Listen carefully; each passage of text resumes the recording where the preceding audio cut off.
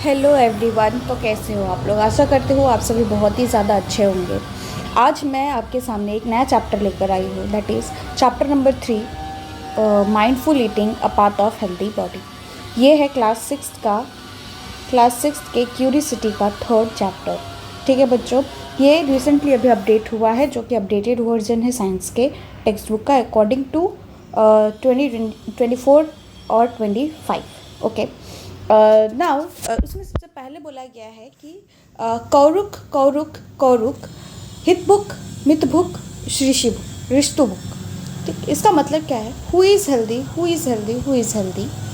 One who eat food that is wholesome in moderate quantity or and appropriate for the season, time and place। कौन healthy है, कौन healthy है, कौन healthy है? ऐसा जो सब एक ही खाए, या कुछ कम खाए, या फिर टाइम, सीज़न और प्लेस के अकॉर्डिंग वो अपने खाने को चेंज करते रहें। उसके पहले मीठू और मिष्टी एक दिन स्कूल आते हैं और वहाँ पर थॉट ऑफ द डे लिखा रहता है नोटिस बोर्ड पे। ठीक है, क्या लिखा है? टुडेज थॉट, एनीना जतानी जीवंती। ओके, ये वहाँ पर लिखा है, जो कि उन्हें बहुत ही ज़्यादा क्यूरियस कर देते हैं कि संस्कृत में क्या लिखा है। इसका मतलब होता है Sanskrit saying which means food give life to living being. Yes, क्या बोला गया है? अनीना जतानी जीवंती, मतलब food give life to living being. Food जो है वो क्या करता है? वो लिविंग बीइंग को लाइफ सपोर्ट करता है। सबसे पहले बोला गया है व्हाट डू वी ईट, हम क्या खाते हैं। इस चैप्टर में हम यही सीखेंगे कि किस तरीके का हम खाना कब खाया करते हैं। तो let us eat food every day. ठीक, जो भी हम खाते हैं एवरी डे, जिसमें बहुत ही ज़्यादा एसेंशियल कंपोनेंट है जो हमारे डेली लाइफ को सपोर्ट करता है। ठीक, फिर उसके बाद बोला गया है आपको एक लिस्ट तैयार करनी है जो भी आप दिन में खाते हो वो। ठीक, तो मंडे को आपने क्या खाया? सपोज दाल खाया, चावल। ओके, ट्यूसडे को आपने क्या खाया? तो इसमें ना आपकी मैम बोलेंगी कि सबसे पहले तो डे में क्या खाए और फिर नाइट में क्या खाए, वो लिखने के लिए। तो ये डिफरेंस बिटवीन आप लिख लीजिएगा कि ट्यूसडे को क्या खाया। सपोज़ कि ट्यूसडे को आपने इडली खाया, इडली। ओके, वेडनेसडे को आपने दिन में जो है वो सांबर खाया, सॉरी सांबर नहीं, कैसे रसम खाया। ठीक, रसम खाया, चावल खाया। ओके, थर्सडे को आपने क्या खाया? लिट्टी खाया। फ्राइडे को आपने क्या खाया? फ्राइडे को आपने सपोज़ अगर मैंगो का सीज़न है तो मैंगो खाया, क्योंकि अभी मैंगो का सीज़न है इसलिए मैंने मैंगो लिखा। ओके, मैंगो रोटी। ओके, और रोटी दैट इज़ चपाती। तो रोटी को एक और चीज़ कहते हैं, टोर्टिला। टोर्टिला मतलब रोटी। ओके, फिर सैटरडे को क्या खाया एंड सो ऑन, ये आपको लिखना है। आप देखोगे कि जो भी आपने लिखा है, वो जो भी आपने डाटा कलेक्ट किया है उस टेबल में, ये सेम काइंड के फूड आपने एवरीडे नहीं खाया है, यानी कि डेली आपने डिफरेंट टाइप की चीज़ जो है वो खाई है। इसी के साथ क्या बोला गया है कि आपको ये कंपेयर करना है अपने दोस्तों के साथ, क्या ये सिमिलर है या फिर डिफरेंट है। Yes obviously, what do you find, तो आपको क्या दिखेगा? यस ऑब्वियसली, अगर उनका बुक है तो उन्होंने कुछ और खाया होगा। कोई पालक खाया होगा। ठीक, कोई पालक खाया होगा, कोई वेजिटेबल्स खाए होंगे, मिक्स वेजिटेबल्स, किसी ने पाव भाजी खाई होगी, राइट। तो ये सारी चीज़ें जो है ये क्या कहा गया है, ये आपको नोट डाउन करना है। जब आप देखोगे नोटबुक में, नोटिस करोगे, तब आप देखोगे कि आपका दोस्त जो है और आपने जो खाना खाया है, दोनों में कई सारी चीज़ों का डिफरेंस आता है। यस ऑब्वियसली, वो अलग साइड से आते होंगे, आप अलग साइड से आए होंगे, कोई ईस्ट, कोई वेस्ट, कोई नॉर्थ, कोई साउथ। तो इस तरीके से जब लोग हैं जो वो अपने फूड को क्या किए हैं, कैटेगराइज किए हैं। Mainly food in different region. Yes, let explore. क्या बोला गया है कि एक्सप्लोर करते। Find out the food is traditionally consume and crop grown in the various state. यह आपको बताना है कि ट्रेडिशनली क्या कोई फूड कंज्यूम करता है। ट्रेडिशनली आप कौन से फूड कंज्यूम करते हो और वहाँ का जो लोकल क्रॉप है और जो स्टेट का क्रॉप है वो भी आपको फाइंड करना है। जैसे फॉर एग्जांपल के लिए हरियाणा की अगर हम बात करें तो चावल, ओके, मेनली नॉर्थ में चावल ज़्यादा खाया जाता है, चावल, फिर रोटी, राइट। क्यों? क्योंकि वहाँ पर चावल ज़्यादा होती है, दैट इज़ राइस वहाँ पर ज़्यादा होती है, तो इसीलिए ये यहाँ पर मंगाया जाता है, ठीक है, बनाया जाता है। You may refer your book library, yes, आप लाइब्रेरी रेफ़र कर सकते हो, बुक सर्च कर सकते हो इंटरनेट पे, अपने फ्रेंड से इंटरेक्ट कर सकते हो, फैमिली या फिर आपके नेबर अगर कोई होंगे उनसे, ठीक। उसके बाद यहाँ पर आपको बोला गया है लिखने के लिए। स्टेट कौन सा है? पंजाब। क्या लोकली क्रॉप ग्रो होता है? वीट, मेज़, चिकपी, पल्सेस। ट्रेडिशनली फूड क्या होती है इनकी? मक्के दी रोटी, सरसों दा साग, छोले भटूरा, हाँ, ये सब क्या कह के मुंह में ऐसा पानी आ जाता है ना बच्चों? समझिए, बूझे कि नहीं बूझे, तो सभी को होता है। पराठे, गोभी दे पराठे, आलू दे पराठे, हलवा, खीर, है ना। तो बेवरेजेस क्या लेते हैं? लस्सी, छाछ, milk tea, that is right. Karnataka की अगर हम बात करें तो rice, ragi, urad and coconut. तो यहाँ पर क्या? इडली, डोसा, सांभर, कोकोनट चटनी, रागी मुड्डे, पल्या, रसम, राइस, ओके। और यहाँ पर बेवरेजेस में butter milk, coffee and T लिया जाता है। मणिपुर की अगर हम बात करें तो राइस, बाम्बू, सोयाबीन, राइस, ठीक है, एरोम्बा, दैट इज़ चटनी, उट्टी यानी कि yellow peas and green onion curry, singju, कंगसोई, ठीक है, और यहाँ पे लिया जाता है black T. Any other state की अगर हम बात करें तो कर लेते हैं बिहार की, ओके। बिहार में क्या होता है? बिहार में राइस, वीट, पल्सेस, ओके। और यहाँ पर क्या ली? मखाने, हाँ, that is a famous one, okay, मखाने, ओके, ये है। और फिर ट्रेडिशनली क्या किया जाता है? यहाँ पर क्या खाया जाता है ट्रेडिशनली की अगर हम बात करें तो? राइस, ओके, वीट है तो रोटी, उसके बाद मखाने हैं तो मखाने की खीर,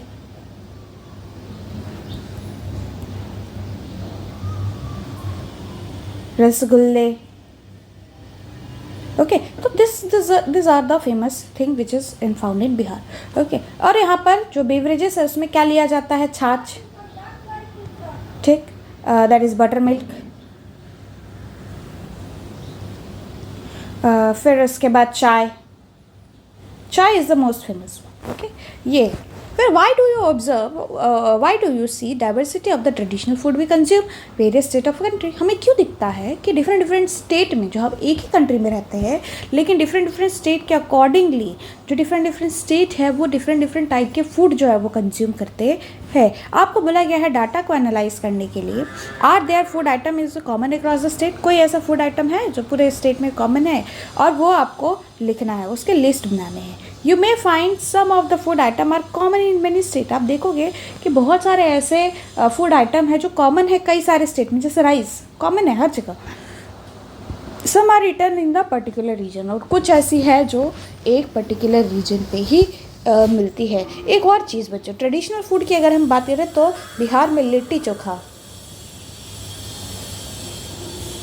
that was a famous one, okay. Now listen, what is the relation do you find between the traditional food item and the locally grow crop? ठीक है, आप क्या रिलेशन देखते हो कि ट्रेडिशनल फूड, जो ट्रेडिशनल फूड है और जो वहाँ के लोकली ग्रोन क्रॉप है, मतलब जो लोकली क्रॉप वहाँ पर ग्रो होती है, उसके बीच में क्या रिलेशन है? तो यहाँ पर एक क्वेश्चन आपका बन जाता है और इसी के साथ ये जो है इसका आंसर है, ठीक है। As you have observe the traditionally food is of any state is usually based on crop growing in that state. आपने देखा कि जैसा आप देखोगे कि जो चीज़ वहाँ पर ग्रो हो रही है उसी से रिलेटेड कोई ना कोई ऐसा फूड आइटम है जो वहाँ का ट्रेडिशनल फूड माना जाता है। Yes, India is an agriculture country. Yes, सभी को पता है कि इंडिया जो है वो क्या है, एक एग्रीकल्चर कंट्री है और यहाँ पर जो क्लाइमेटिक टाइप है ये बहुत ही ज़्यादा डाइवर्स है, जिसकी वजह से डिफरेंट काइंड के जो फूड आइटम है यानी कि फूड ईल्ड जो है, ईल्ड यानी कि जो उत्पादन है वो हम कर सकते हैं क्योंकि यहाँ पर variety of climatic condition available होता है। Various crop are grow in different region, बहुत सारे ऐसे क्रॉप है जो अलग अलग रीजन पे ग्रो करते हैं, जो कि सॉइल और क्लाइमेटिक कंडीशन पे डिपेंड करता है। जैसे अगर मैं महाराष्ट्र की बात करूँ तो महाराष्ट्र में कॉटन बहुत अच्छा होता है, ठीक, क्यों? क्योंकि यहाँ पर ब्लैक सॉइल है। This black soil support cotton to grow, ठीक है, क्योंकि उसको बहुत ज़्यादा अमाउंट में न्यूट्रिएंट लगती है, तो ब्लैक सॉइल में न्यूट्रिएंट बहुत ज़्यादा है, तो वो उसको प्रोवाइड करता है, ठीक। In the various region of India the choice of the food में वेरी अकॉर्डिंग टू कल्टिवेशन। ये ऑब्वियसली बहुत सारे ऐसे रीजन हैं हमारे इंडिया में जो फूड जो है वो कल्टिवेशन के हिसाब से वेरी कर सकता है। Food crop in that particular region that taste prefer the culture and tradition, और जो भी क्रॉप वहाँ पर उगाई जाती है वो क्या करती है, वो उस पर्टिकुलर रीजन की टेस्ट को प्रेफरेंस करती है, कल्चरल एंड ट्रेडिशन को फॉलो अप करती है। Now how have cooking practice change over the time. Yes obviously, कैसे कुकिंग प्रैक्टिस जो है वो चेंज होती रही ओवर द टाइम पीरियड, जैसे जैसे टाइम बीता वैसे वैसे कुकिंग प्रैक्टिस भी चेंज होती रही। आपने देखा होगा, you have learn that habits vary across the state. Yes obviously, अलग अलग डिफरेंट स्टेट में जो डिफरेंट रहने का स्टाइल है वो अलग अलग है। Our food choice as well as practice of the food preparation may differ from one another. Yes, जो खाना बनाने का तरीका है, जो हमारी रहने और खाने की शक्ति है, और जो भी हम हमारे एबिलिटी है उसके हिसाब से अगर हम बात करें तो सभी के अलग अलग है, सभी स्टेट में अलग अलग है। Have the food habit and the cooking practice change over the time. Yes obviously, बहुत सारे ऐसे कुकिंग प्रैक्टिसेस है जो चेंज हो रही है टाइम टू टाइम, ठीक है। Let us interact and find it. Wow, yes, चलिए अब हम फाइंड करेंगे कि कैसे ये कुकिंग प्रैक्टिस जो है वो चेंज होती रही ओवर द टाइम पीरियड। क्योंकि ऐसा तो ज़रूरी नहीं है ना कि आज भैया चूल्हे पे खाना बना रहे हैं और कल वो रिसेंटली और सडनली चेंज हो गया। क्या किस में चेंज हो गया? ओह, मॉडर्नाइज इंडक्शन में चेंज हो गया, राइट। तो ये सारी चीज़ें ऐसी जो है वो तुरंत नहीं होती है। ये सभी चीज़ों को करने के लिए जो है वो बहुत ही ज़्यादा टाइम लगता है। Over a period of time जो है वो इसके लिए लगा है। Prepare the list of question gathering information from elderly people, how their habitat and the cooking practice and following the same question, ठीक है। कुछ क्वेश्चन है वो भी आपको पूछने हैं अपने यंगर या फिर जो ग्रैंड पेरेंट्स हैं उनसे, या फिर आपको ये भी पूछना है कि कुकिंग प्रैक्टिस कैसे चेंज होती रही over the period of time, ठीक। फिर वो आपको बताएंगे what kind of food do you still eat and what is new. आपको सबसे पहले क्या पूछना है कि आप कौन से टाइप के खाना अभी भी खा रहे हो, यानी कि पहले से खाते हुए आ रहे हो और अभी भी खा रहे हो, और क्या चेंज हुआ है, ठीक। What are the changes in the cooking practice over the time. जैसे जैसे टाइम बीता है वैसे वैसे कुकिंग प्रैक्टिस में क्या क्या चेंजेस आए हैं, व्हाट कॉजेस दिस चेंज, और किस चीज़ की वजह से ये चेंज हुआ है। ये सारे क्वेश्चंस जो है ये आपको एक इंटरव्यू की तरह पूछना है अपने एल्डरली पीपल से। एल्डरली पीपल हो सकता है आपके घर में मम्मी पापा दादा दादी या नाना नानी रह रहे होंगे, तो आप उनसे ये क्वेश्चन ईजीली तरीके से पूछ सकते हो। जैसे ट्रेडिशनल में ऐसे चूल्हा हुआ करते थे, मिट्टी के ऐसे चूल्हे बनाए जाते थे और उसके ऊपर फिर खाना बनाया जाता था, जो कि मॉडर्न टाइम में क्या है, गैस स्टोव आ गया है, आजकल तो इंडक्शन भी है, ठीक। फिर उसके बाद पहले के ज़माने में ऐसे सिलबट्टा यूज़ किया जाता था, that is known as stone grind. इसे मोटार पिस्टल भी कहते हैं, mortar and pestle, okay, mortar and pestle. तो अभी हम ये यूज़ करते हैं क्या? नहीं, किसी के घर में भी नहीं होगा, आपके घर में भी नहीं होगा, राइट। अगर किसी के घर में है तो कमेंट सेक्शन में ज़रूर बताना, मैं ये फ़ोटो मंगवा के देखूँगी, क्योंकि मैंने आज तक देखा नहीं है, ठीक है। तो ये मोटर पिस्टल है, ठीक। नेक्स्ट है आपका इलेक्ट्रिक ग्राइंडर। यस ऑब्वियसली, ये जो इलेक्ट्रिक ग्राइंडर है ये सभी के घर में होगा, है ना। मम्मी चालू करते होंगे, रू से चालू करते हो और तुरंत जो है वो पीस के दे देता है। तो what are you finding from their interview to conduct? Yes, obviously, ये जो आपने इंटरव्यू कंडक्ट किया था तो उसमें आपको क्या मिला, क्या आंसर आपको मिली, क्या आपने फाइंड किया? Cooking practice also known as culinary practice. Yes obviously, cooking practice जो है उसे हम क्या कहते हैं?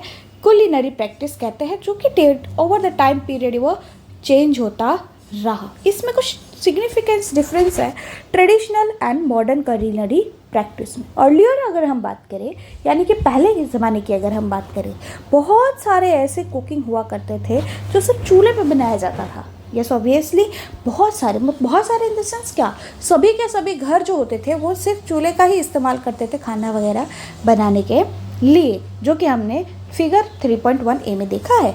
Now day most of the cooking is using for the modern gas stove. Yes obviously आजकल हम क्या यूज़ करते हैं, मॉडर्न गैस स्टोव यूज़ करते हैं, जो कि हमने 3.1b में देखा है फिगर नंबर 1। ठीक है, earlier most of the grinding was done manually but using silbatta. पहले के ज़माने में बहुत सारे ऐसे ग्राइंडिंग्स हुआ करती थी जो सिर्फ और सिर्फ किस पे बनाई जाती थी, यानी ग्राइंडिंग, यानी कि किसी को पीसने की ज़रूरत पड़ती थी तो किससे बनाई जाती थी, तो सिलबट्टे का यूज़ करके बनाया जाता था। और आजकल के ज़माने में हम क्या करते हैं, रूम से चालू किए और इलेक्ट्रिक ग्राइंडर से तो तुरंत वो ग्राइंडिंग हो जाता है।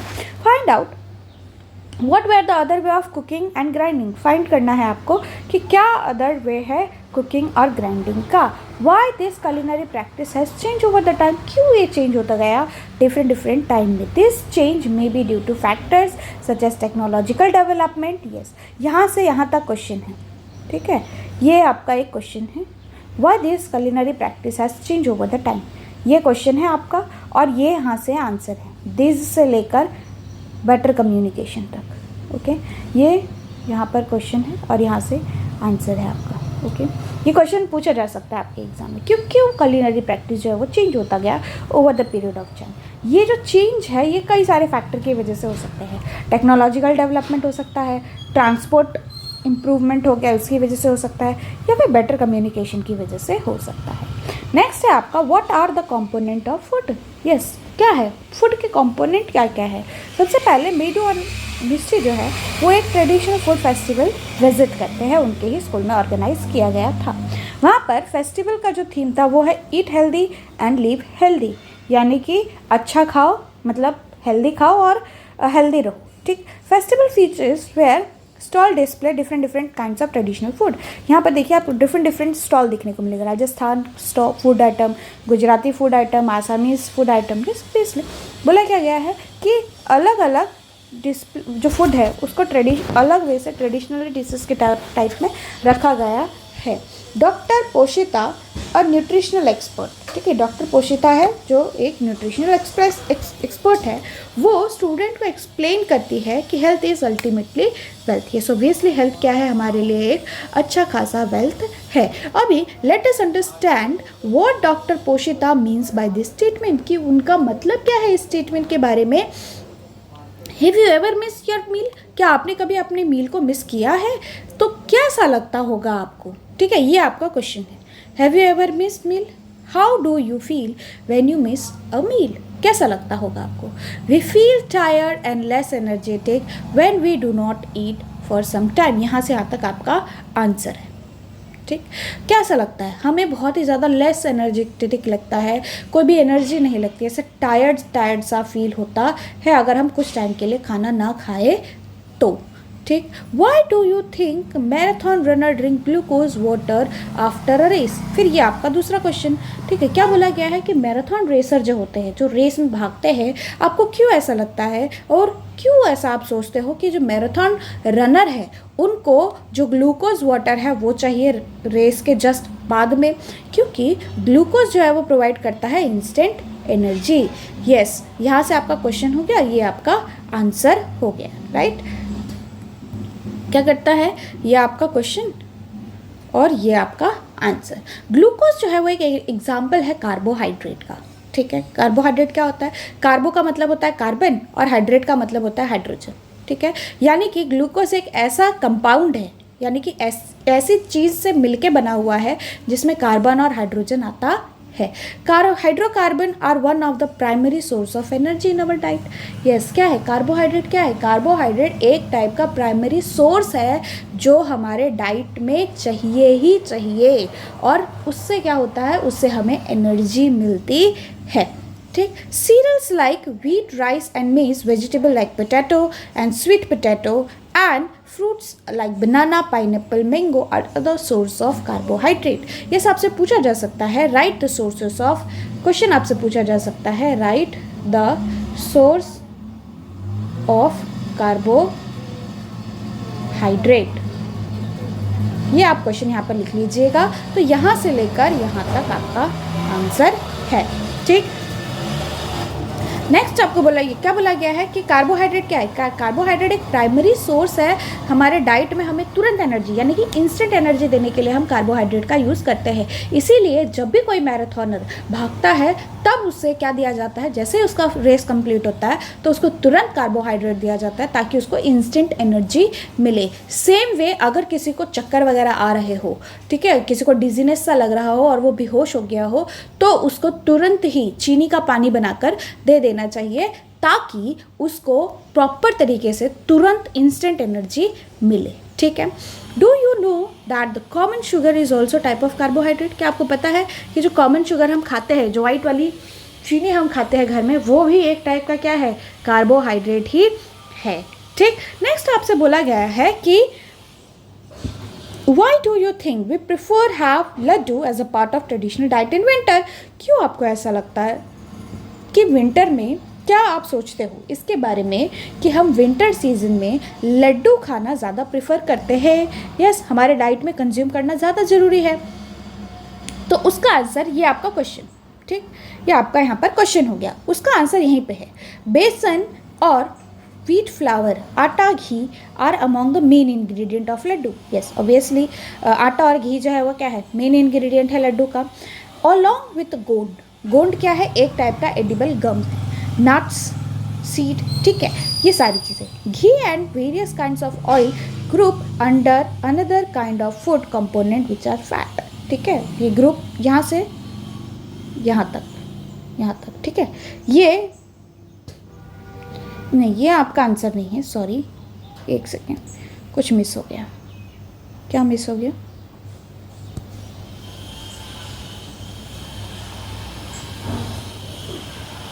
क्या बोला गया है? Why do you think prefer to have a laddu as a part of traditional diet in winter. क्यों आपको ऐसा लगता है कि हम लड्डू जो है वो एज आप प्रिफर क्यों करते हो कि लड्डू जो है वो ठंडी के मौसम में हम खाएंगे? बिकॉज ये क्वेश्चन है, इसका answer because we prefer to have laddu as a part of our traditional diet in winter because it keep us warm. Okay, ये आपका आंसर है, ठीक है, because it keep us warm. वो हमें क्या रखता है, गर्माहट प्रोवाइड करता है, अंदर से वार्मनेस जो है वो प्रोवाइड करता है। यहाँ से आपको एक क्वेश्चन पूछा जा सकता है और ये उसका आंसर हो सकता है, right the ingredient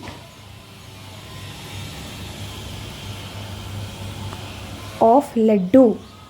Okay, write the ingredient of laddus.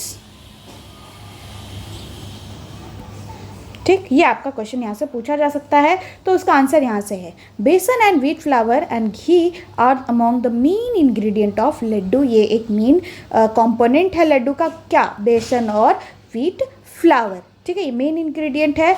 इसी के साथ साथ आप क्या डालते हो, गोंद, that is edible gums, nuts and seed, ठीक है, ये आपका आंसर हो गया। Ghee and the various kind of oil are group under the various kind of food component such as fat. Yes, घी और जो ऑयल है वो किसके अंतर्गत आता है, वो सभी जो है वो फैट के अंतर्गत आता है। Yes, my grandma told me that rich in laddu rich in ghee and nuts provide energy to keep us warm.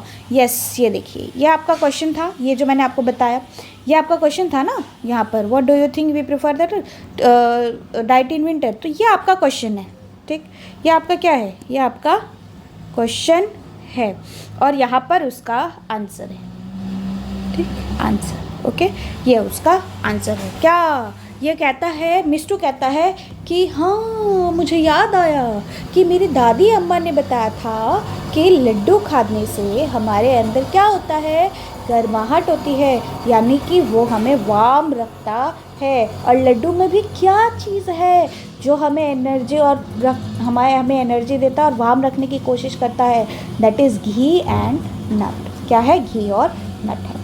Source of fat की अगर हम बात करें, can be in the form of plant and animal.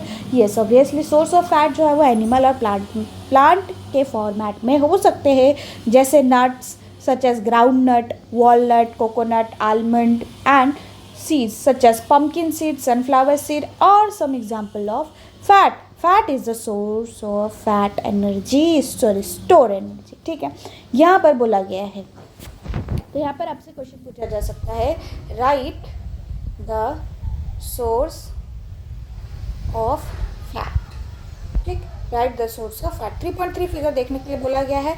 यहाँ पर देखिए 3.2 है, हाँ यहाँ पे देखिए फैट, सोर्स ऑफ फैट क्या है, बटर जो हम खाते हैं, पिस्ताचियो जो हम पिस्ता खाते हैं, sunflower seed, walnut, groundnut, soybean, sesame seed, cashew nut, almond and curd. This all are the thing which are the source of fat, जो कि क्या है, सोर्स ऑफ फैट है। और फैट क्या करता है, फैट हमारे बॉडी में स्टोर रहता है in the form of energy. किसके फॉर्मेट में स्टोर रहता है, एनर्जी के फॉर्मेट में स्टोर रहता है। Carbohydrate fat provide us energy by performing various activity. Yes obviously carbohydrate और फैट क्या है, कार्बोहाइड्रेट और फैट जो है वो हमें एनर्जी प्रोवाइड करता है। और ये एनर्जी क्या रहती है, ये एक स्टोर्ड फॉर्मेट में एनर्जी रहती है। Therefore they are called energy giving food. इसीलिए हम इसको क्या कहते हैं, एनर्जी गिविंग फूड कहते हैं। Identify more food item that are rich source of carbohydrate and fats. Yes, आपको बोला गया है कि आइडेंटिफाई करना है कि डिफरेंट काइंड फूड में कि किस में फैट ज़्यादा है और किस में फैट कम है, या कार्बोहाइड्रेट कम है, फैट ज़्यादा है। नेक्स्ट आपको बोला गया है, polar bear accumulate the fat under the skin. Polar bear क्या करता है, ये जो इनके फर है ना, ये जो स्किन दिख रही है वाइट वाली इतनी सुंदर सी, ये जो स्किन है इसमें क्या करता है, ये अपने स्किन के नीचे फैट का लेयर डिपॉजिट करके रखते हैं। क्या करते हैं, फैट का लेयर डिपॉजिट करके रखते हैं।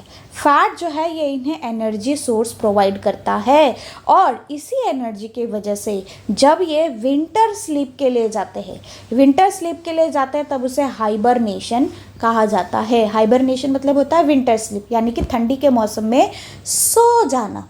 ठीक है, वो विंटर स्लीप में चले जाते हैं जब बहुत ज़्यादा ठंड हो जाती है, तब उस टाइम में वो उस टाइम में वो सोए हैं, तो खाएंगे तो नहीं, लेकिन उनकी बॉडी सांस ले रही है, उनका ब्रेन काम कर रहा है, तो उन्हें एनर्जी कहाँ से मिलेगी, तो ये जो अपने स्किन के ये फर है और इसके नीचे वो जो फैट का लेयर डिपॉजिट करके रखते हैं ना, ये एज अ फूड काम करता है और ये एज अ एनर्जी भी काम करता है। ठीक है, तो फिर वो बिना खाए पिए रह सकते हैं हाइबरनेशन में, यानी कि जब वो स्लीप में जाते हैं तब। नेक्स्ट आता है आपका प्रोटीन। प्रोटीन की अगर हम बात करें, protein are also the main part, important part of food. Yes, protein जो है वो एक इम्पॉर्टेंट पार्ट है हमारे फूड का। Milk product and pulses are the good source of protein. Yes, milk product है, पल्सेस है। मिल्क प्रोडक्ट क्या, जैसे meat, not meat, paneer, cheese, this all are the good source of protein. ठीक, obviously pulses जो हमारे दाल है। Sports person need protein in the large quantity to build them. Yes, obviously जो स्पोर्ट्स पर्सन होते हैं उन्हें क्या चाहिए, जो स्पोर्ट्स पर्सन होते हैं उन्हें बहुत ही ज़्यादा अमाउंट में क्या चाहिए रहता है, प्रोटीन चाहिए रहता है। क्यों प्रोटीन चाहिए रहता है, क्योंकि उन्हें अपने मसल्स को जो है वो तैयार करना होता है। यस, उन्हें अपने मसल्स को बिल्डअप करना होता है, स्ट्रॉन्ग करना होता है। People get protein from plant as well as animal. People जो है वो उनको प्रोटीन कहाँ से मिलता है, आइदर प्लांट से मिलेगा या फिर एनिमल से मिलेगा। कुछ ऐसे एक्सीलेंट प्लांट होते हैं जैसे प्रोटीन के सोर्स होते हैं, जैसे pulses, bean, pea and nuts. ये जो है वो एक्सीलेंट प्लांट है जिससे हमें हाईएस्ट अमाउंट में क्या मिलता है, प्रोटीन मिलता है। Animal source of protein are milk, paneer, egg, fish and meat. जो एनिमल सोर्स ऑफ प्रोटीन है वो क्या होता है, एग, मीट, फिश, चिकन, ये सारी चीज़ें। Okay, protein rich food help to growing and repair our body. Protein rich food अगर हम खाते हैं तो हमें अगर किधर चोट वोट लग जाती है तो उसको हमें जल्दी से रिकवर करने में हेल्प होता है, और हमारी बॉडी बिल्डिंग को भी प्रोटीन ही प्रोटेक्ट करता है। यानी कि हमारे मसल्स कितने स्ट्रॉन्ग रहेंगे ये उस पर डिपेंड करेगा कि हम कितना जो नॉनवेज है यानी कि fish, meat, chicken, egg, paneer, ये सारी चीज़ें खाते हैं उससे, और कितना हम दाल खाते हैं, किडनी बीन्स खाते हैं, सोयाबीन खाते हैं, पीन्स और ग्राम खाते हैं उससे। ठीक है, तो ये क्या है, ये प्लांट सोर्स है और ये एनिमल सोर्स है। तो आपसे यहाँ पर एक क्वेश्चन पूछा जा सकता है, right the source, right the example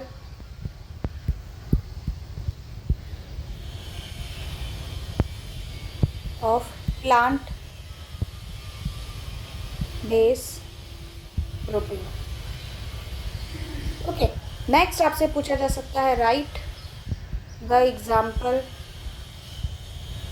of animal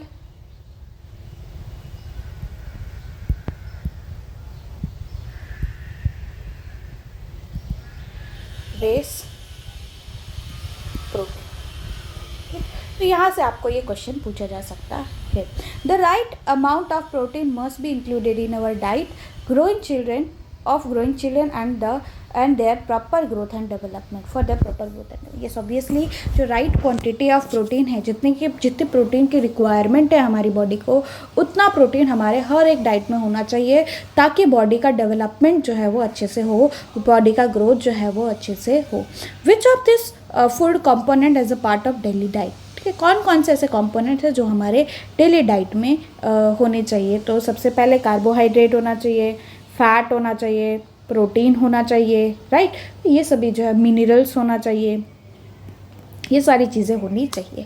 have you ever seen mushroom, क्या आपने कभी मशरूम देखा है?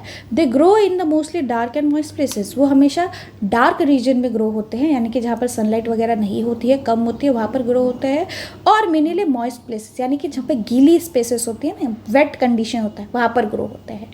Edible mushroom are the good source of protein, yes obviously edible mushrooms जो होते हैं, जो खाने वाले मशरूम, एडिबल मतलब होता है खाने वाला, ठीक है, जिसको हम लोग कंज्यूम कर सकते हैं। तो एडिबल मशरूम्स जो है वो क्या होता है, गुड सोर्स ऑफ प्रोटीन होता है। Why do you think we are advise to include serving of fruits, vegetable and other plant based product in our daily diet? Let us understand the important source of food component by reading the following two cases. ये क्यों ज़रूरी है कि हमारे जो diet है उसमें सभी न्यूट्रिएंट्स जो है वो होने चाहिए, और ये क्यों ज़रूरी है, ये आपको बोला गया है कि डे टू डे लाइफ में सभी न्यूट्रिएंट की क्या ज़रूरत है, क्यों होना चाहिए फूड कंपोनेंट में। तो सबसे पहला केस जो दिया गया है वो बोला गया है कि अर्लियर टाइम एक लॉन्ग व्यूगास्ट में एक सेलर जो होते थे वो क्या होते थे, मतलब उनका जो गम्स होता है, यानी कि दांत के नीचे जो पिंक कलर का गम्स होते हैं, उसमें से वो स्वेलन हो जाते थे, यानी कि बहुत ही ज़्यादा फूल जाते थे, और उसमें से ब्लीडिंग होती थी, यानी कि खून निकलता था। तो during the voyage in 1746 Scottish physician James Lind, यानी कि स्कॉटिश फिजिशियन जेम्स लिंड ने ये देखा कि सेलर जो है, जो लेमन कंज्यूम कर रहे हैं और जो ऑरेंज कंज्यूम कर रहे हैं, उनको रिकवरी बहुत जल्दी हो गई, यानी कि जो गम्स स्वेलिंग था और जो गम्स में से खून निकल रहे थे, वो जो ब्लीडिंग हो रहा था, वो क्या हो गया कि बहुत ही जल्दी रिकवर हो गया था, ये जो सिम्टम्स था उससे रिकवर हो चुका था। Bleedings and swelling gums are the symptoms of diseases such as called as scurvy, ठीक है, ब्लीडिंग गम्स यानी कि अगर आपके गम्स से खून निकल रहे हैं और अगर आपके गम्स जो है वो क्या हो गया है, फूल गए हैं, स्वेलिंग आ चुकी है उसमें, तो ये एक सिम्टम्स है बीमारी का, और उस बीमारी का नाम क्या है, स्कर्वी है। ठीक है, तो यहाँ से आपको क्या सीख मिलती है, केस नंबर 1 से what do we interpret by case number 1। ठीक है, आप केस नंबर 1 से क्या इंटरप्रेट कर सकते हो, व्हाट क्योर कर्वी से कैसे बचा गया। ठीक है, तो लेमन और ऑरेंज जो है वो क्योरिंग है कर्वी के लिए, यानी कि कर्वी जो डिसीज़ है उसमें अगर किसी को हो जाए तो उसको क्या खिलाना चाहिए, लेमन और ऑरेंज खिलाना चाहिए। Scurvy is a cause due to the deficiency of vitamin C, और जो स्कर्वी है वो किसकी वजह से होता है, अगर बॉडी में विटामिन सी की डिफिशियंसी हो जाए, यानी कि विटामिन सी की कमी हो जाए, तो उसकी वजह से ये स्कर्वी डिसीज़ होता है। Vitamin C present in citrus food जैसे लेमन एंड ऑरेंज। ठीक है, क्या है, विटामिन सी किस में प्रेजेंट रहता है, विटामिन सी रहता है आपके सिट्रस फूड में, जिसे हम लोग लेमन और ऑरेंज कहते हैं, जो क्या करता है, इस डिसीज से क्योर करने में हेल्प करता है। ठीक, नेक्स्ट है आपका केस नंबर 2। केस नंबर 2 में बोला गया है 1960 में कुछ इंडियन के साइंटिस्ट थे, उन्होंने ये फाइंड किया कि हिमालय रीजन में, जो हमारे इंडिया में हिमालय रीजन है, वहाँ पर जो लोग रह रहे हैं, नॉर्दर्न प्लेन में जो लोग रह रहे हैं, उनके गले में स्वेलिंग हो चुकी है। यानी कि उनके गले में, ये देखो, ये जो गले है ना, इसमें इसके आगे जो है वो क्या हो चुकी है, स्वेलिंग हो गई है। ठीक, as per the norms of the government of India an effort was made by the supplement common salt with the iodised salt. ये जब देखा गया कि ऐसा क्यों हो रहा है, ये जब रिवील्ड हुआ कि ऐसा क्यों हो रहा है, तब ये पता चला कि ये लोग जो सॉल्ट खाते हैं उसमें आयोडीन है ही नहीं। ठीक है, क्या नहीं है, आयोडीन है ही नहीं। तो फिर गवर्नमेंट ऑफ इंडिया ने ये एफर्ट लिया कि उन्होंने कॉमन सॉल्ट, यानी कि उन्होंने देखा कि हम डेली बेसिस पे क्या खाते हैं, कॉमन सॉल्ट। अब ये कॉमन सॉल्ट में उन्होंने क्या किया, आयोडीन का सप्लीमेंट देना शुरू कर दिया, जिसे हम लोग आज आयोडाइज्ड सॉल्ट भी कहते हैं, आयोडाइज्ड सॉल्ट भी कहते हैं। जो भी हम कंज्यूम करते हैं आयोडाइज्ड सॉल्ट, ये क्या करता है, ये इससे रिड्यूस करवा देता है। यानी कि ये जो गोइटर है, यानी कि ये जो प्रॉब्लम है, ये जो नेक में स्वेलिंग आ जाती है, उसमें से कम हो जाता है। ठीक है, अगर हम आयोडाइज्ड सॉल्ट डेली बेसिस पर खाते हैं तब। This symptoms were due to deficiency of iodine. किसकी कमी की वजह से हो गया, आयोडीन की कमी की वजह से हो गया। ठीक है, of the resulting the lack of iodine in the local food in supply water supply. ठीक है, तो आयोडीन की कमी हो गई थी वाटर सप्लाई में, तो सॉल्ट बन नहीं रहा था, यस ऑब्वियसली, तो नेक में आगे स्वेलिंग हो गया। और ऐसे डिसीजेस को क्या कहते हैं, गोइटर कहते हैं। What do you infer from case 2? Case 2 से आपको क्या सीखने को मिला? Yes, you may have learned about the iodized salt through the newspaper. आपने न्यूज़पेपर में देखा होगा, एडवर्टाइजमेंट में देखा होगा, सिंपल पैक जो सॉल्ट के पैकेट है उस पर भी अगर आप पढ़ोगे तो उस पर भी लिखा होता है। व्हाट डज इट मीन, क्या है इसका मतलब? Iodised salt is simply common salt. Iodised salt क्या है, वो एक सिंपली नॉर्मल सॉल्ट है, लेकिन उसमें कुछ अमाउंट में क्या रहता है, आयोडीन रहता है। ठीक, नेक्स्ट आता है salt farming is the traditional practice of the tribal community name Agarias. ठीक है, ये जो अगारियास कम्युनिटी है, जो कि एक आदिवासी है, ट्राइबल कम्युनिटी के लोग हैं, वो ये प्रैक्टिस उसको फॉलो करते हैं, यानी कि वो सॉल्ट फार्मिंग करते हैं। They practice salt farming in the little Rann of Kutch and other parts of Gujarat. ये कहाँ पे करते हैं, पार्ट ऑफ कच्छ में, और जो कि गुजरात में आता है। For 8 months they live in extreme heat and desert and work very hard to get the salt from sea water. 8 महीने वो वहाँ पर रहते हैं। ठीक है, 8 महीने वो वहाँ पर उतने धूप में रहते हैं, और वहाँ से फिर वो सॉल्ट को मतलब सी वाटर से गेन करते हैं। ठीक है, और फिर उसकी बिजनेस करते हैं। How would you find out more about the food component protect our body? कैसे आप फाइंड करोगे कि हमारे बॉडी को कैसे वो प्रोटेक्ट करके रखता है? फिर उसके लिए आपको यहाँ पर let us conduct the survey, एक सर्वे करना है। स्टडी द चार्ट 3.5 आपको स्टडी करना है। फंक्शन सोर्स ऑफ फूड क्या बोला गया, 3.5 चार्ट यहाँ पर दिया गया है, येस ऑब्वियसली यहाँ पर आपको बोला गया है। तो कैसे पता लगेगा कि कौन सा फूड किसके लिए हेल्प करता है? तो सबसे पहले विटामिन ए है ना, विटामिन ए क्या करता है, विटामिन ए आपके स्किन और आपके आई को हेल्दी रखता है। ठीक है, बुझे कि नहीं बुझे? तो ये क्या करना है, ये आपको टेबल बनाना है, और ये आपको टेबल याद करना है, क्योंकि आपसे कभी भी कुछ भी पूछा जा सकता है कि what are the which deficiency causes the vitamin C, है ना। तो ये due to lack of vitamin C, तो ये सारी चीज़ें जो है वो आपसे पूछी जा सकती है। तो विटामिन ए की वजह से क्या होता है, विटामिन ए का फंक्शन क्या है, ये हमारे आँखों को, स्किन को हेल्दी रखता है। ठीक, वही इसका सोर्स क्या है, papaya, carrot, mango and milk. Deficiency हो गई तो, यानी कि कम हो गया तो विटामिन ए आपकी बॉडी से, तो क्या हो जाएगा, आप अंधे हो जाओगे, यानी कि आपको जो चीज़ें हैं वो अच्छे से नहीं दिखेगी। अंधे नहीं हो जाओगे, मतलब चीज़ें जो है वो अच्छे से नहीं दिखेगी। पुअर विजन हो जाएगा, लॉस ऑफ विजन हो जाएगा, रात में नहीं दिखेगा, या नाइट ब्लाइंडनेस हो जाएगा, और कभी कभी तो पूरा ही आपको नहीं दिखेगा। ठीक है, विटामिन B1 की बात करें तो विटामिन B1 जो है ये हमारे हार्ट को हेल्दी रखता है, हमारे बॉडी के फंक्शन को प्रोटेक्ट करके रखता है। और फिर ये हमें मिलता कहाँ से है? Legumes, nuts, whole grain, seed, milk product, ठीक है, यहाँ से हमें मिलता है। क्या मिलता है? विटामिन बी, ठीक है। और इसका अगर डेफिशिएंसी हो जाए तो इसकी वजह से क्या होता है?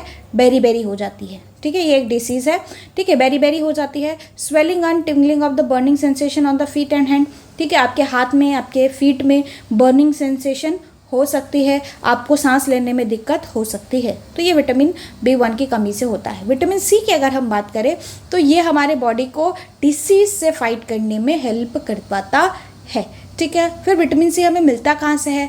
आंवला, गवा, घी, ग्रीन चिली, ऑरेंज, लेमन, ठीक है, यहाँ से मिलता है विटामिन सी। अगर इसका डिफिशियंसी हो जाए यानी कि विटामिन सी की कमी हो जाए तो स्कर्वी डिसीज़ होता है, जिसमें आपको क्या मिलता है? ब्लीडिंग गम्स हो जाता है, यानी कि गम मसूरे जो है उसमें से खून आने शुरू हो जाते हैं। स्लो हीलिंग ऑफ वुंड, मतलब बहुत ही, अगर आपको किधर चोट लग जाए तो उसमें जो वुंड है वो बहुत लेट से भरता है। विटामिन डी की अगर हम बात करें तो ये हमारी बॉडी में हेल्प करता है कैल्शियम को ऑब्जॉर्ब करने के लिए, जिसकी वजह से हमारे टीथ और बोन जो है वो हेल्दी रहते हैं। अगर हम सोर्स की बात करें तो सोर्स कहाँ से? सनलाइट से, मिल्क से, बटर से, फिश एंड एग्स, यहाँ से हमें विटामिन डी मिलता है। अगर कमी हो गई है ना, विटामिन डी की कमी हो गई तो क्या होगा? रिकेट्स हो जाएगा। रिकेट्स की वजह से क्या हो जाता है? हमारे बोन जो है वो सॉफ्ट हो जाते हैं, और सॉफ्ट होने की वजह से वो बेंड हो सकता है। वही अगर हम कैल्शियम की बात करें तो ये हमारे बोन और टीथ को हेल्दी रखता है। कहाँ से मिलता है?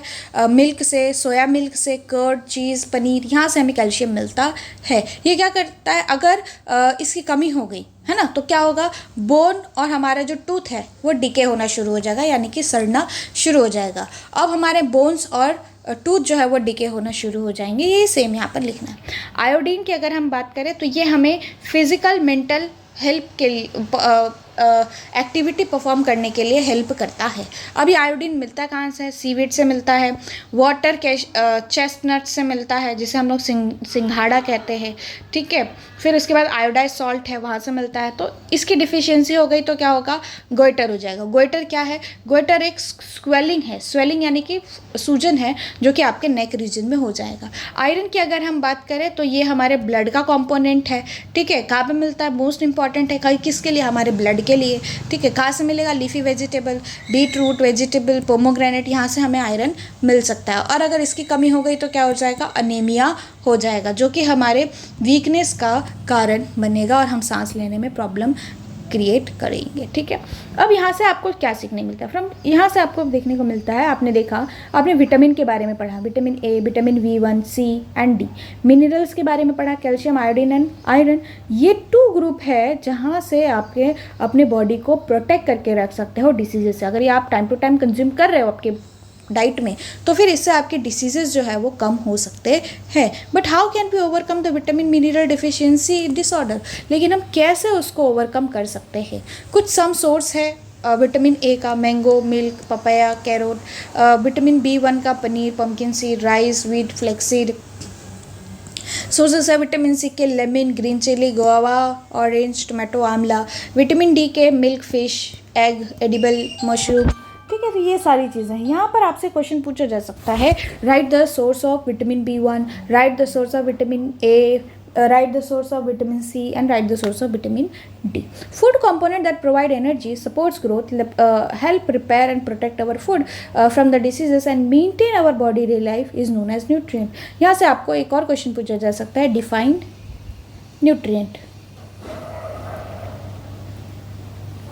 ठीक है। डिफाइन न्यूट्रिएंट, न्यूट्रिएंट पूछा जा सकता है कि न्यूट्रिएंट को डिफाइन करो। क्या है? तो कंपोनेंट है, क्या प्रोवाइड करता है? एनर्जी प्रोवाइड करता है और सपोर्ट प्रोवाइड करता है हमारी बॉडी को, और रिपेयर के लिए हेल्प करता है। उसे ही हम लोग क्या कहते हैं? न्यूट्रिएंट कहते हैं, ठीक है। The major nutrient are, nutrient क्या क्या है? न्यूट्रिएंट में क्या क्या चीज़ें आती है? Carbohydrate, protein, fat and minerals, vitamin, ठीक है। ये सभी चीज़ें जो है वो आपके न्यूट्रिएंट में आती है। Vitamins and mineral are called as protective nutrients. क्या कहते हैं? विटामिन्स और मिनरल्स को हम क्या कहते हैं? हमारे लिए प्रोटेक्टिव न्यूट्रिएंट्स है, यानी कि ये हमें प्रोटेक्ट करके रखता है। This nutrient protect our body and diseases keep us healthy. ये हमें हमारी बॉडी को डिसीजेस से प्रोटेक्ट करता है और हमारी बॉडी को हेल्दी रखता है। Your parents may be advise to you have milk, green vegetables, ठीक है। तो वो आपके पेरेंट्स आपको बोलते होंगे टाइम टू टाइम मिल्क पियो, ग्रीन वेजिटेबल खाओ, फ्रूट्स खाओ, होल ग्रेन्स खाओ रेगुलरली, ठीक है। तो ये सभी फूड आइटम जो है वो विटामिन से भरे हुए रहते हैं और मिनरल से भरे हुए रहते हैं, जो कि आपके बॉडी को विटामिन मिनरल प्रोवाइड करते हैं और उससे आपकी बॉडी को हेल्दी रखा जाता है।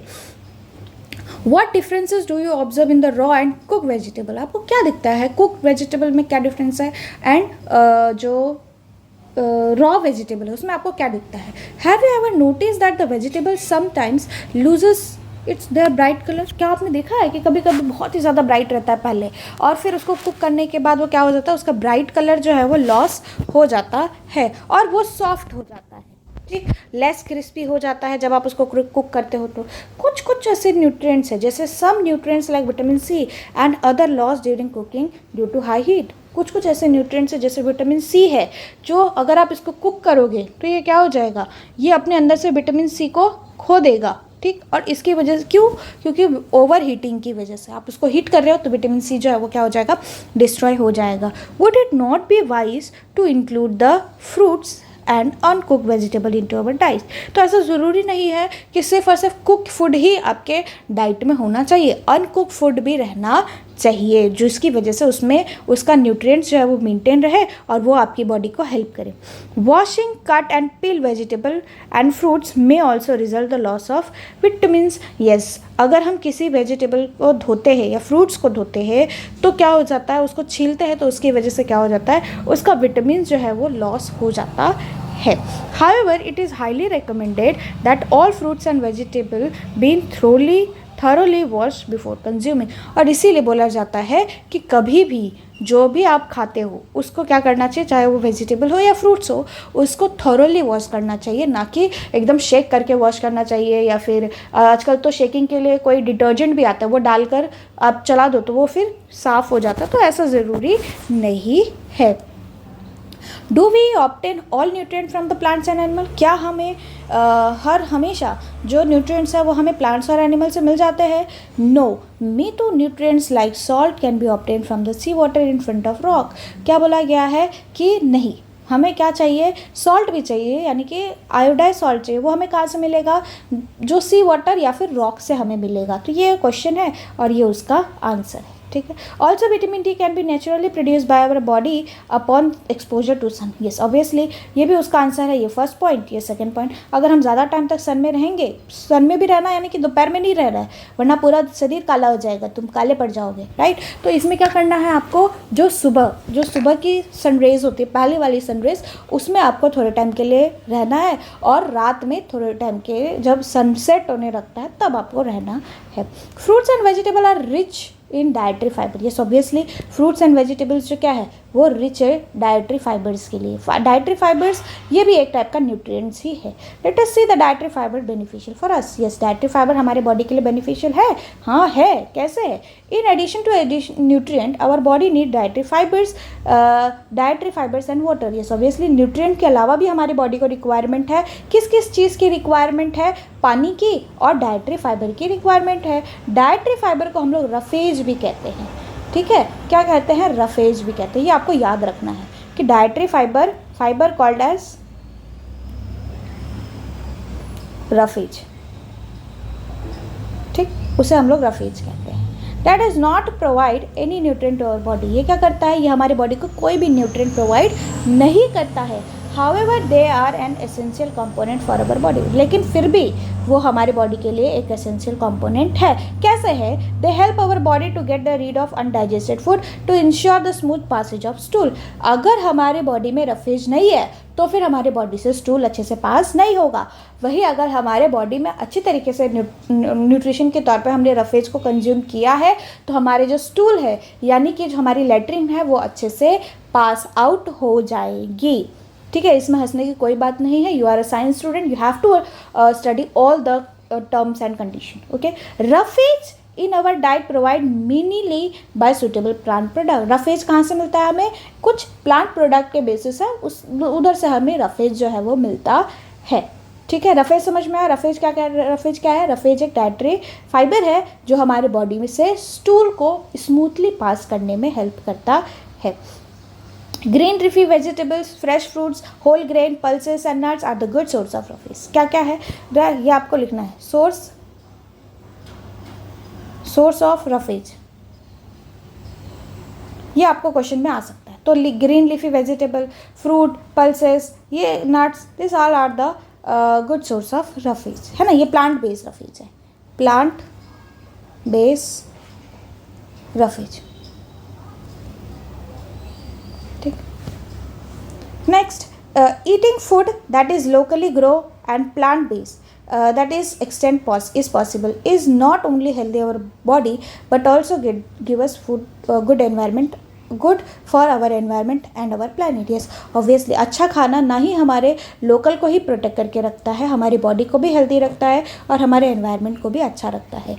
माई ग्रैंड माँ has difficult in passing stool. Now understand why doctor advise her to eat high fiber. Yes obviously यहाँ पर मिस्टू जो है वो कहता है कि हाँ मुझे पता है मेरी जो ग्रैंड मदर है उनको क्या है कि उनको स्टूल पास करने में डिफ़िकल्टी होती है, यानी कि वॉशरूम जाने में डिफ़िकल्टी होती है। तो अब मुझे समझ में आया कि डॉक्टर ने उन्हें क्यों एडवाइस किया था कि हाई फाइबर का फूड जो है वो आप कंज्यूम करो। ठीक है।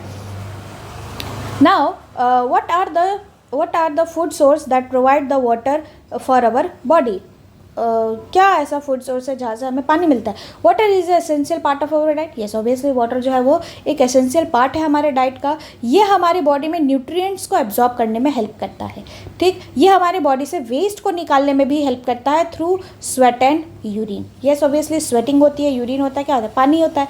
तो वो हमारे बॉडी से क्या होता है, वो वेस्ट को लेकर अपने साथ निकलता है। We should drink sufficient water, gradually keep our body healthy. ठीक है, हमें क्या करना चाहिए? टाइम टू टाइम पानी पीना चाहिए, जिसकी वजह से हम हमारे बॉडी को क्या कर सकेंगे? हेल्दी रख सकेंगे। ठीक, उसके बाद हम इनके बारे में पढ़ते हैं, दैट इज कोलुथुर गोपालन। ठीक है, 1980 से 2019 में, यानी कि 1918 में इनका बर्थ हुआ होगा, 2019 में इनकी डेथ हुई होगी। Initiated nutrition research in India, he analyse more than 500 Indian food and their nutrition value and recommended the appropriate diet for the Indian context. उन्होंने कई सारे जो फूड है उसके बारे में उन्होंने पढ़ाई की, उनके न्यूट्रिशन बेस के बारे में उन्होंने स्टडी की और ये बताया इंडिया को कि हमारे इंडिया के जो फूड आइटम है उसमें न्यूट्रिशन वैल्यू क्या है, और उन्होंने इसके बारे में एक अप्रोप्रिएट इंडियन कॉन्टेक्स्ट बनाए थे।